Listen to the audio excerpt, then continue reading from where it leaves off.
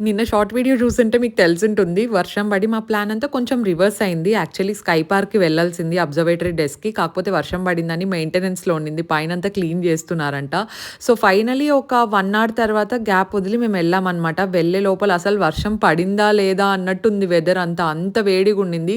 అసలు ఒక్క drop of water కూడా లేవండి ఫ్లోర్ మీద. అంత మంచిగా మెయింటైన్ చేస్తున్నారు. మనకి స్కై పార్క్ అనేది మెరీనా బే శాండ్స్ టాప్‌లో ఉంటది. అండ్ మెరీనా బే శాండ్స్ అంటే సింగపూర్‌లోనే చాలా కాస్ట్‌లియస్ట్ బిల్డింగ్. హోటల్ రూమ్స్ అయితే ఒక్కొక్కటి బేసికే 50,000 నుండి స్టార్ట్ అయితాయి. అండ్ సూట్ రూమ్స్ అయితే చాలా ఎక్కువ ఉంటాయి.